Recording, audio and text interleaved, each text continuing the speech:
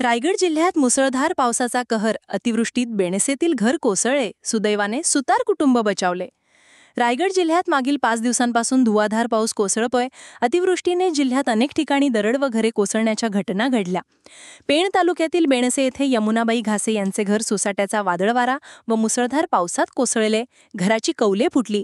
यावेळी घरात वास्तव्यास असलेले काशीनाथ सुतार यांचे कुटुंब या आपत्तीत सुदैवाने बचावले। या दुर्घटनेत घरगुती साहित्याचं नुकसान झालंय। शासनाने नुकसान भरपाई देण्याची मागणी सुतार कुटुंबियांनी केली आहे।